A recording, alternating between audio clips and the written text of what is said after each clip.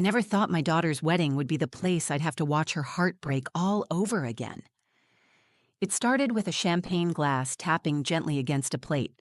Carter stood up. He smiled, that fake courtroom smile of his, the one he wore when he wanted people to think he still mattered. "I'm paying for this," he said, raising his glass, "so I'll speak." The room hushed. People turned their heads, half curious, half uneasy. Felt my stomach twist. He'd already been cold all morning, checking his watch more than he checked on his daughter. He began with pleasantries, a joke about how long the ceremony was, something light about the food. Guests laughed. My daughter, Lila, smiled politely. I could see it wasn't real. Then his voice shifted. "Lila's grown into a beautiful woman," he said.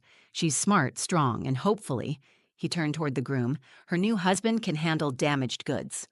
Laughter. Actual laughter. Small, awkward, confused, but real. Lila froze. Her hand stopped midair, holding her wine glass just below her lips.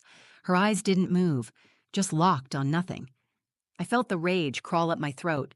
I pushed back my chair. I was ready to stand, to say something, to scream if I had to. No one, not even him, was going to humiliate my daughter like that. But before I could speak, Elias moved. He didn't say a word. He just walked slowly across the floor, steady as ever. When he reached Lila, he knelt beside her and handed her a folded letter. She looked at him, eyes wide and glassy. He didn't explain. He just said, "He doesn't deserve this moment. Read it." The room fell into silence so deep it felt like everyone forgot how to breathe. Lila always imagined her wedding day as a kind of homecoming, not to a place but to a feeling she had only known in pieces. Safety, celebration, being surrounded by people who loved her without condition. For months, she planned every detail. The soft blush flowers, the live jazz quartet, the garden archway her stepfather built by hand. It wasn't just a wedding. It was her moment to step into a future that finally felt like hers. That morning, she was radiant. Her dress flowed like it belonged in a dream. When I helped zip up the back, she looked over her shoulder in the mirror and said, "Do I look okay?" I smiled, brushing a strand of hair behind her ear. "You look like everything good in this world," I said, and I meant every word. She had been through more than most women her age. She deserved peace, laughter, and a room full of people who saw her as whole. She especially deserved a father who would protect that moment, not try to steal it. Carter hadn't been that father for a long time. When Lila was 12, he left.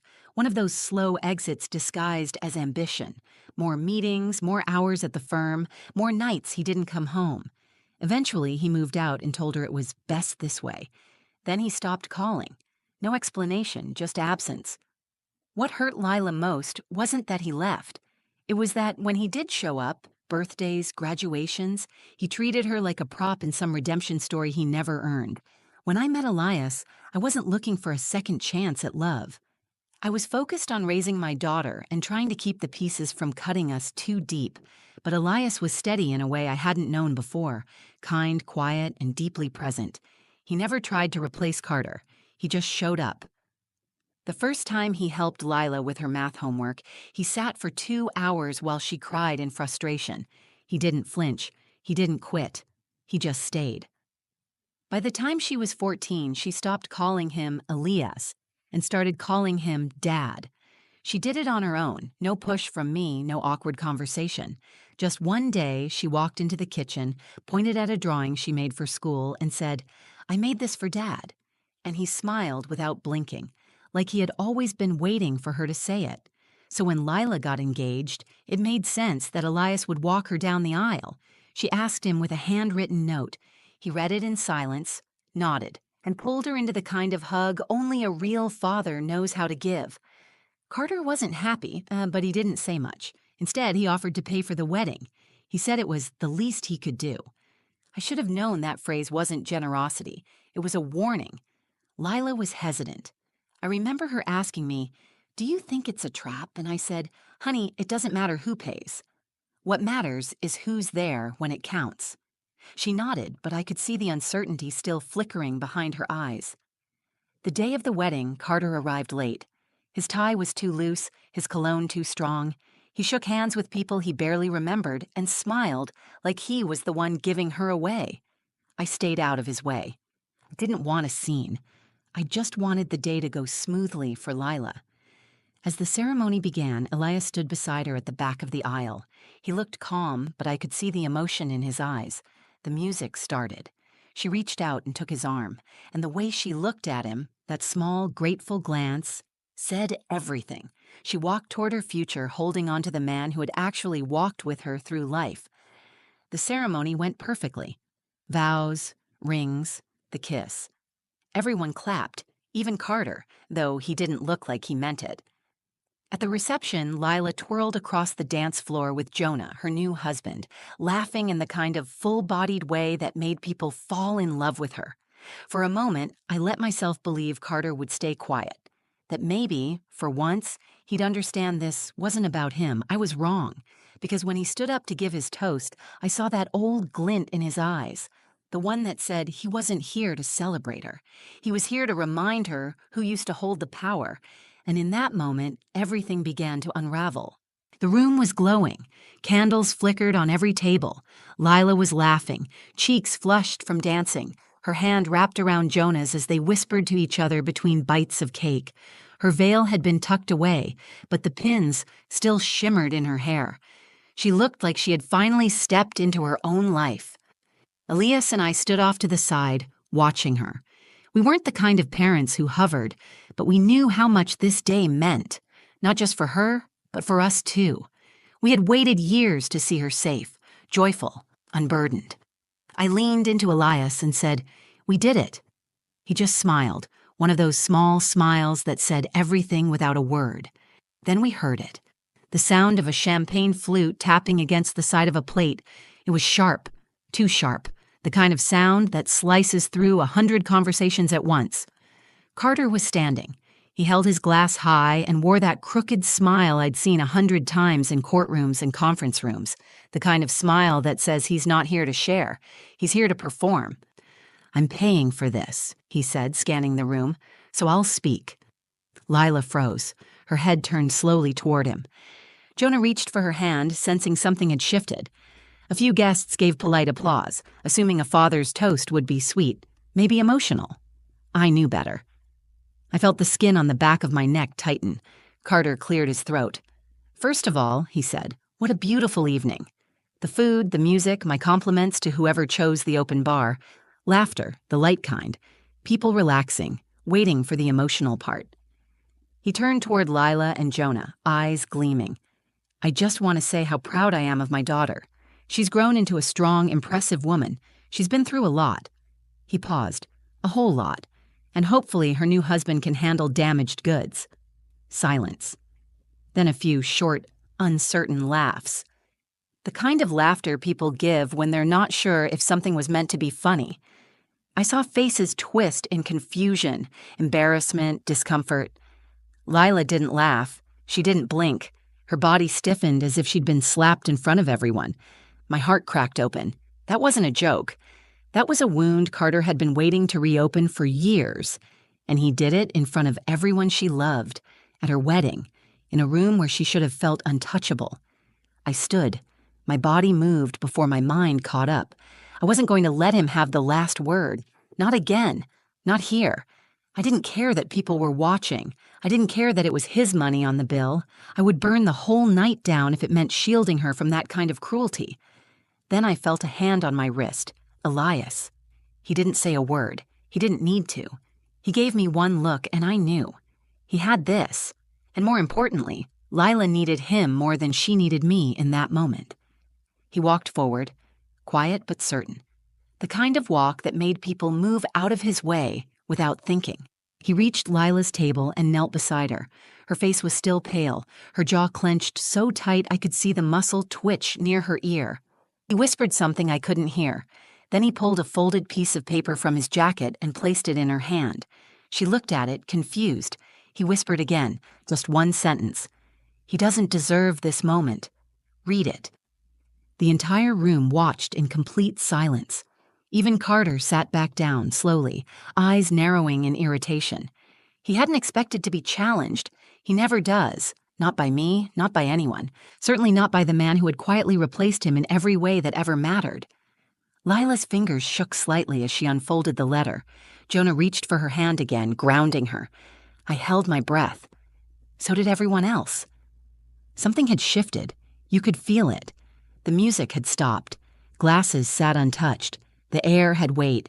No one was sure what was happening, but we all knew something important was about to be said. Something real. And for the first time that day, Carter wasn't in control. Lila looked down at the folded paper in her hand like it might burn her fingers. Her lashes fluttered, but she didn't blink. Her throat moved as she swallowed, slow and stiff. Then she unfolded the letter. The paper made a soft sound as it opened, but it was the loudest thing in the room. Every fork, every whisper, every breath had stopped. She took one last glance at Elias, still kneeling beside her, then rose from her seat. Her chair scraped gently against the floor as she stood. Her voice wasn't loud. It didn't need to be. The quiet in the room made it feel amplified, sharp and trembling all at once. She began to read. To my daughter, you are not damaged. You are healing. There is a difference, and it matters. Her voice caught for half a second, but she kept going. You were never broken. You were growing. The pain you carried was never yours to begin with. It came from silence, from absence, from promises made and then taken back without explanation. The guests leaned in. Every word landed like stone in water. Ripples moved across the faces in the crowd, bridesmaids, old neighbors, distant relatives, all watching this young woman unravel and rebuild in real time. I have watched you try to make sense of why he wasn't there. I saw you wait for calls that didn't come. I saw you smile through tears when he missed birthdays, performances, your first college visit, and I saw the way you still hoped. You always hoped. Her hands gripped the letter tighter. Aaliyah stood slowly behind her, not close enough to interrupt, but close enough to be steady if she faltered. You asked me once if it made sense to keep hoping, if it was foolish to keep loving someone who forgot to love you back. I didn't know how to answer then, but I do now. It wasn't foolish. It was brave. Because you never gave up on the idea that you were worth loving. She glanced toward Carter. He didn't move. His expression was frozen somewhere between a frown and disbelief. He wasn't used to being addressed like this, certainly not publicly, not by his own daughter. She continued, Carter Halden paid for this wedding. He paid for the venue, the food, the music, and I'm sure he'll remind people of that for years to come.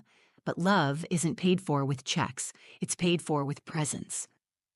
Lila's voice grew stronger, like each sentence built a platform beneath her feet.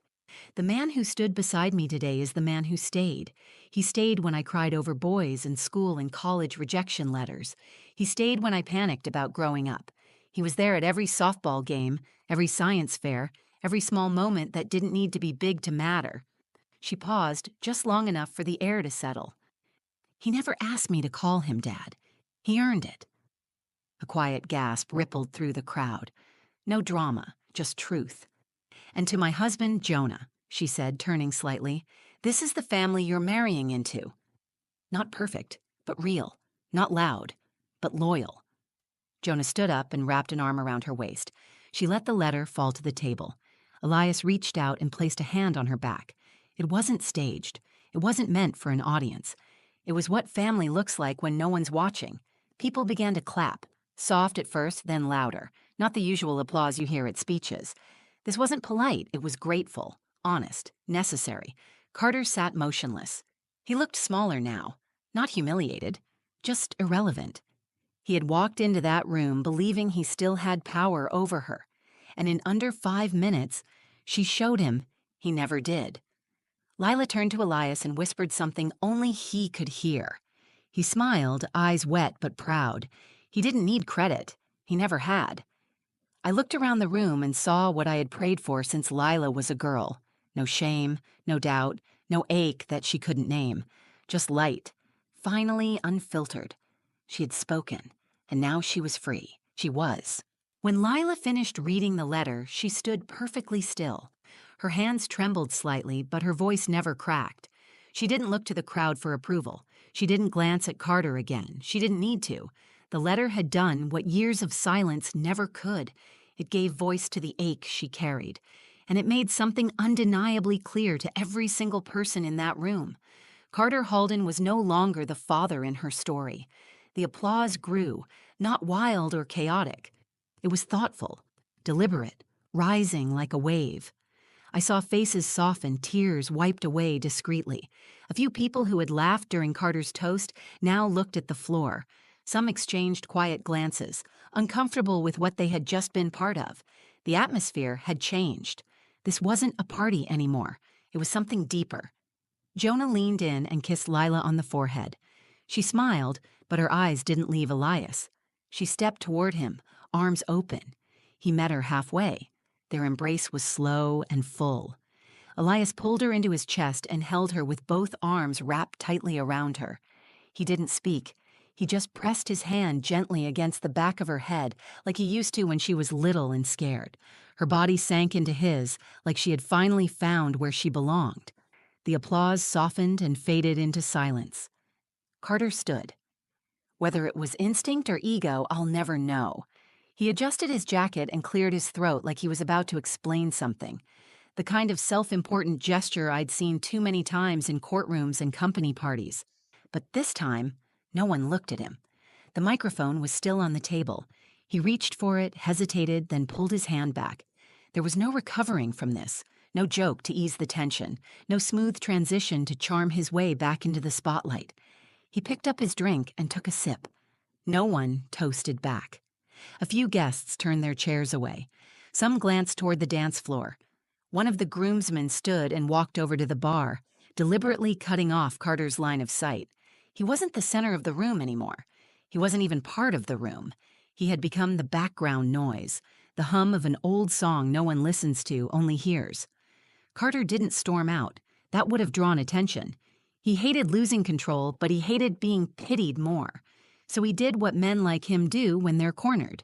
He disappeared. Quietly, with a forced smile, he slipped out the side door near the terrace.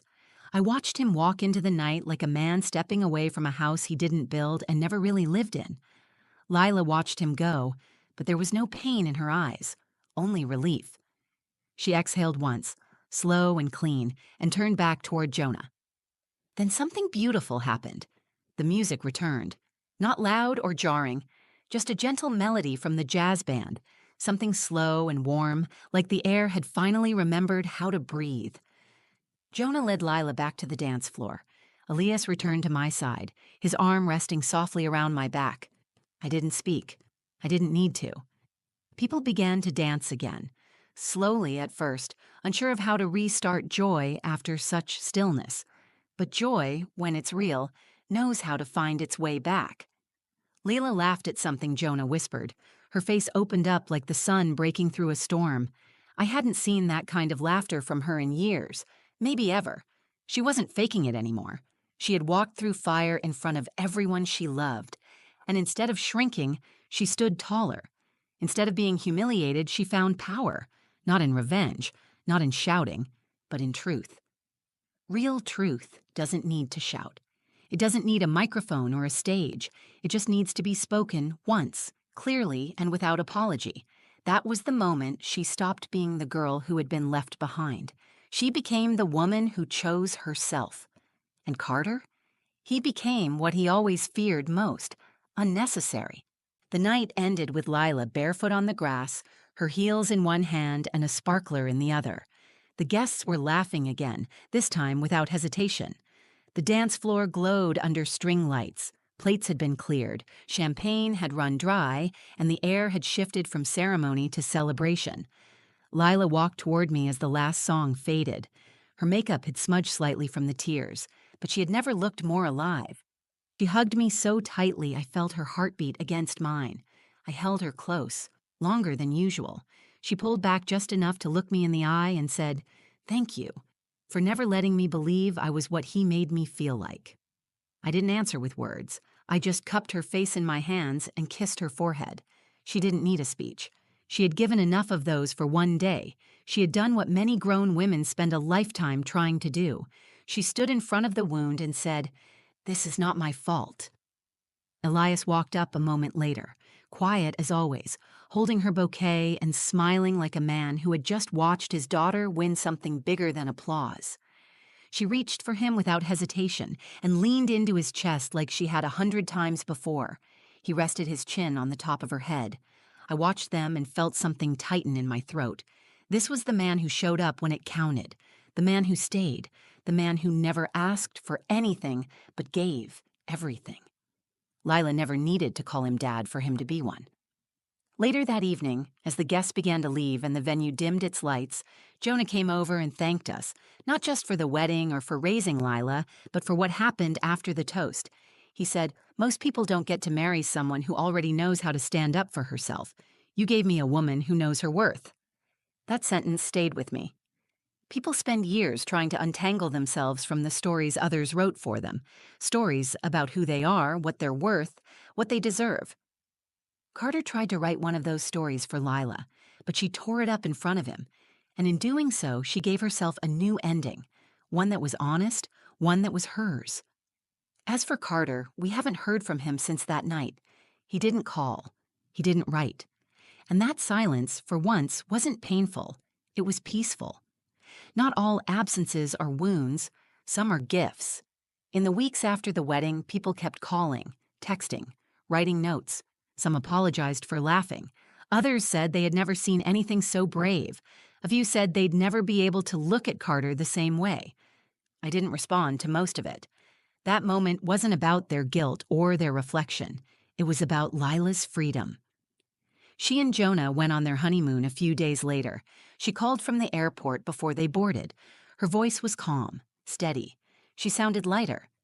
I asked how she felt. She said, "I don't think I ever realized how much I was still carrying until I finally put it down."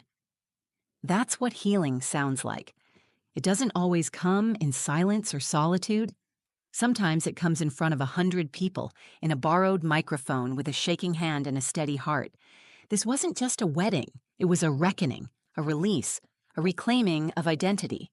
People say blood is thicker than water, but they forget that love is thicker than both.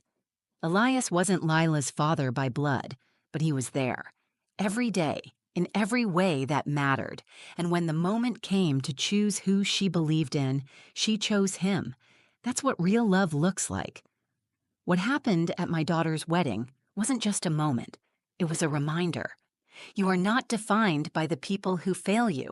You are not broken because someone else walked away. And you are never, ever damaged goods. You are worthy of love that shows up, love that listens, love that stays. If this story meant something to you, if it reminded you of your own journey or someone you care about, please take a moment to like the video, share it with someone who needs to hear it, and leave a comment below. I read them, and so do others who are healing too. And if you want more stories about love, resilience, and finding your voice, subscribe to the channel. We're building a community where no one has to heal alone. Thank you for watching. You matter. You always did. Ooh.